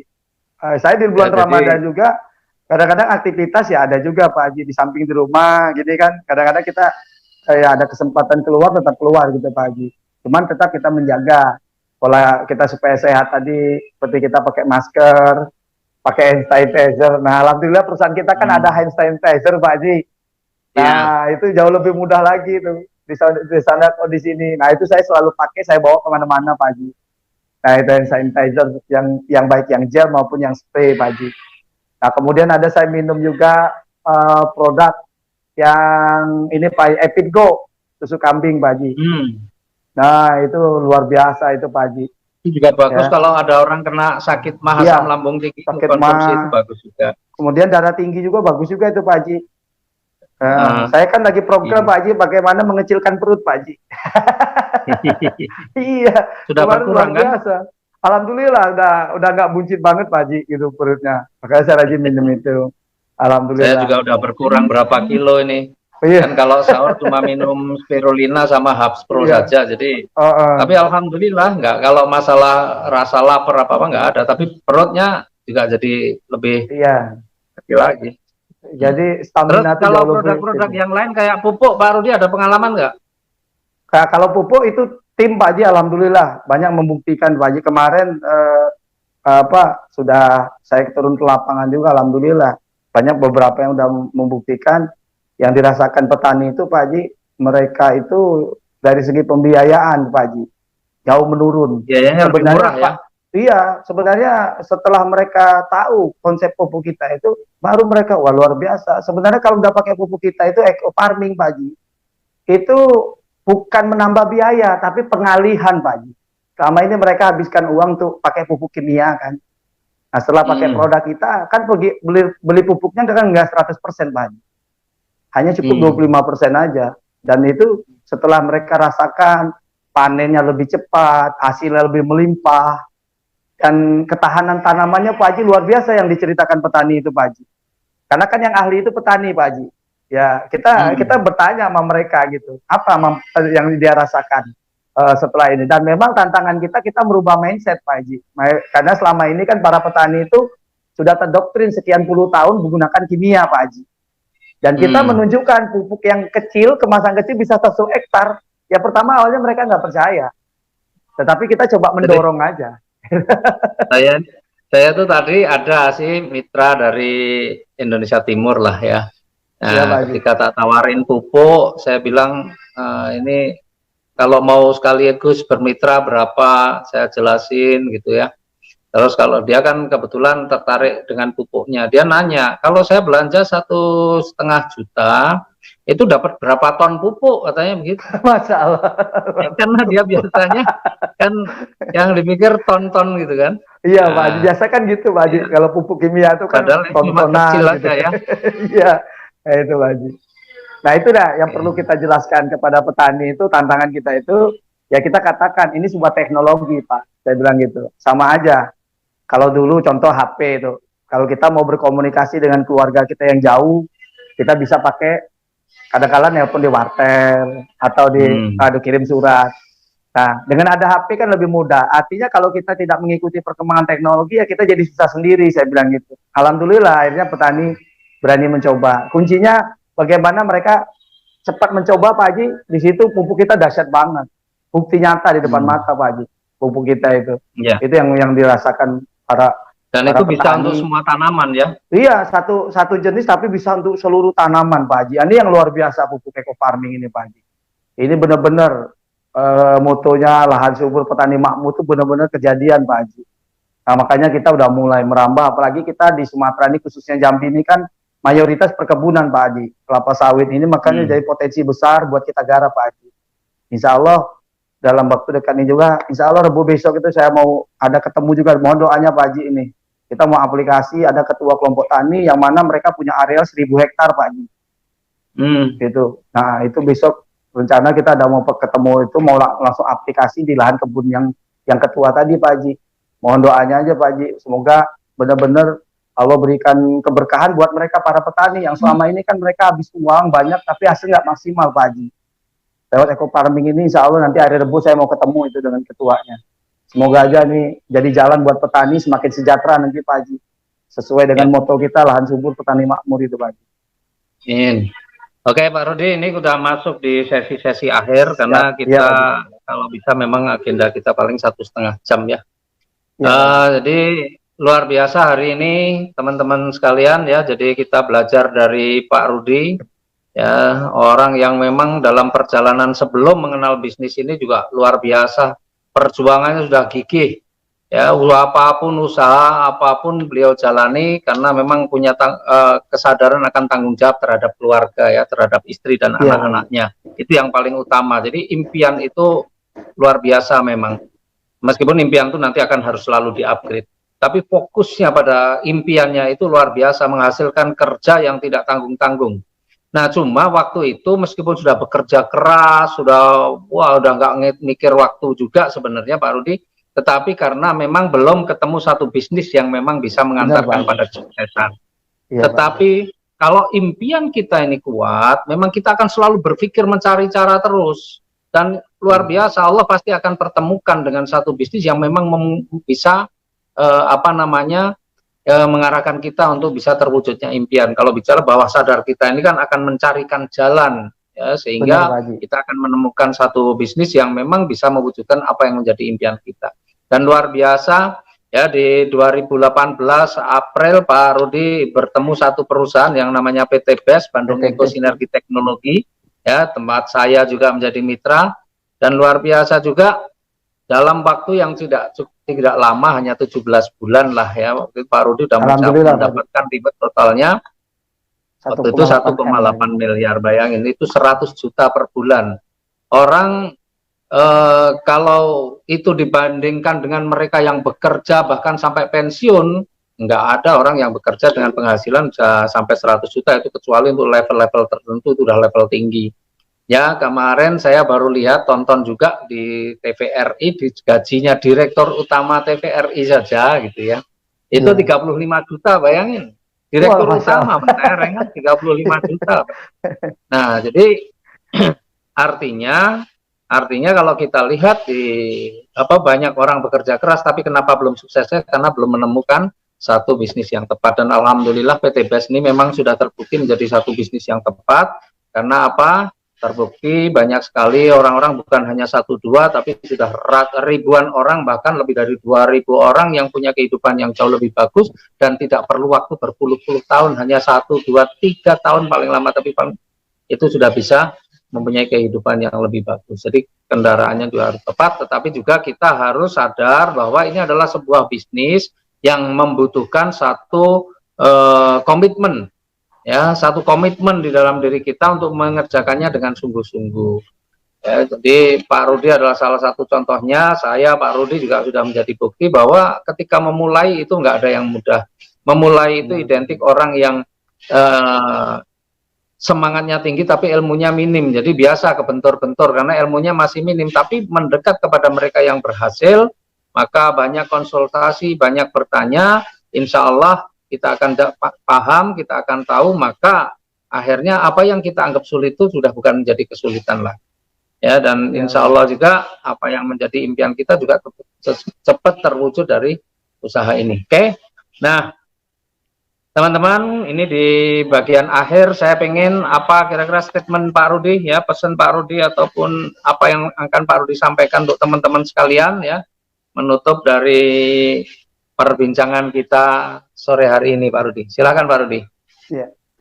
Jadi khususnya saya pribadi, saya mengingatkan diri saya sendiri dan juga teman-teman yang sudah jadi mitra atau yang belum jadi mitra Pak Haji.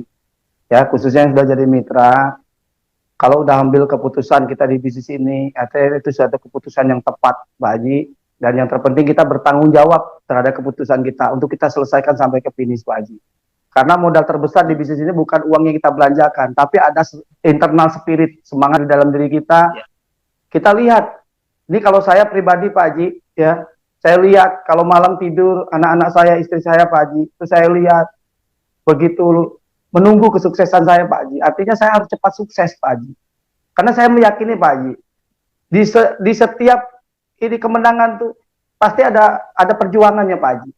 Kemudian akan ada kesuksesan di setiap pengorbanan. Kemudian akan ada kemuliaan di setiap ujian. Jadi apapun yang kita hadapin Pak Haji dalam membangun usaha ini, anggaplah itu proses, nikmati proses tadi Pak Haji. Fokus kepada tujuan kita. Apa yang menjadi tujuan kita di awal untuk bangun usaha ini? Kita pengen sukses. Sukses seperti apa? Itu harus diperjelas Pak Haji. Kalau pengen punya mobil harus diperjelas. Nah kemudian selalu dekat sama leader-leader Pak Haji. Leader-leader yang on system, yang selalu ini konsultasi. Jangan kita ada benturan kita langsung menyerah. Kuncinya bangkit satu kali dari gagal kita Pak Haji. Itu yang ini Pak Haji. Jokowi berjuang sampai titik darah penghabisan buat orang-orang yang kita cintai. Cukuplah anak, istri, orang tua yang menjadi motivasi kita. Jadi walaupun leader kita nggak ada dekat kita Pak Haji, seperti yang dialami Pak Ramli. Kenapa bisa sukses? Karena cukuplah keluarga terdekat kita, anak istri kita. Bahwa jangan sampai kita dihadirkan Allah itu hanya sebagai penghias dunia Pak Haji. Tapi bagaimana kita menjadi yang terbaik, terutama yang paling utama sih di dalam keluarga, supaya kita sebagai orang tua, saya pribadi bagaimana bisa menjadi contoh buat anak-anak Pak Haji, generasi yang akan datang. Tentunya itu tadi ya, dari kitanya Pak Haji, karena kita tidak bisa merubah masa lalu, tapi kita bisa merubah masa depan kita. Mulai hari ini putuskan keseriusan kita untuk menggapai sukses kita Pak Haji. Itu sebenarnya yang selalu menguatkan saya seperti itu Pak Haji. Kenapa saya mampu bertahan? Karena saya ingin menjadi pahlawan buat keluarga Pak Haji. Saya tidak bisa mungkin jadi pahlawan buat banyak orang, tapi minimal saya menjadi pahlawan buat anak-anak saya, keturunan saya Pak Haji. Itu makanya saya menjadi orang yang berprestasi. Karena orang berprestasi itu insya Allah kata Pak Haji selalu jadi magnet. Dan itu luar biasa, memang betul-betul terjadi Pak Haji. Makanya proses tadi saya ikuti dan saya selalu upgrade ilmu Pak Haji. Karena kuncinya mau sukses berkembang, Pak Haji selalu mengingatkan ya ilmu. Jangan hanya cukup dengan bekerja Pak Haji, tapi terus upgrade ilmu kita dan konsisten komitmen, istiqomah sampai sukses itu kita dapatkan Pak Haji. Kalau kita pengen memang dapat mokes, sampai dapat mokes harus. Sebelum dapat mokes jangan berhenti. Terus kita koreksi apa yang menjadi kesalahan kita, kekeliruan kita, terus koreksi, perbaiki, terus bergerak lagi. Kalau kita nggak bisa berlari, berjalan Pak Haji. Kalau nggak bisa berjalan, kita merangkak. Pokoknya terus berjuang, insya Allah. Kalau saya seorang Rudi, pedagang kacamata, juga pernah jual es degan kelapa muda, bisa berhasil, yang dengan pendidikan hanya SMA, Anda pasti jauh lebih hebat Pak Haji. Para pemirsa pasti lebih hebat, teman-teman yang melihat ini. Yakin, semua orang dengan sistem TTBS ini membuat siapapun pasti bisa berhasil Pak Haji. Kuncinya, fokus dan istiqomah terhadap tujuan. Jangan pedulikan orang-orang negatif di sekitar kita. Jadikan bukti tantangan kita. Itu adalah jadi vitamin kita kalau ada orang negatif terhadap kita Pak Haji. Karena itu adalah satu hal tanggung jawab yang harus kita wujudkan. Mungkin itu aja Pak Haji. Semoga ini bermanfaat buat semuanya Pak Haji. Terima kasih Pak Haji. Terima kasih banyak Pak Haji. Yang penting kalau Pak Rudi tadi yang saya ingat tuh pokoknya hidup ini jangan hanya menjadi penghias gitu ya. Iya, atau pelengkap ya, tapi harus berprestasi. Ya apalagi hidup ini hanya jadi sampah ya. Jangan sampai kan. Nah insya Allah karena nilai diri kita ini adalah salah satunya adalah dari prestasi-prestasi yang kita raih, kita capai ya. Dan Terima kasih Pak Rudi, terima kasih Pak teman-teman ya. sekalian. Insya Allah nanti kita akan undang lagi narasumber yang lain yang insya Allah menginspirasi ya 2 hari ke depan. Bu Endah dari Probolinggo, Ibu Bayangkari yang perjuangannya luar biasa. Ya, insya Allah kita akan berbagi besok hari Rabu, ya hari Rabu. Terima kasih teman-teman sekalian. Ya kita akhiri bersama dengan doa. Subhanallah wa bihamdi, subhanakallahumma wa bihamdika, asyhadu alla ilaha illa anta, astaghfiruka wa atubu ilaih. Assalamualaikum warahmatullahi wabarakatuh. Waalaikumsalam warahmatullahi wabarakatuh, Pak Haji.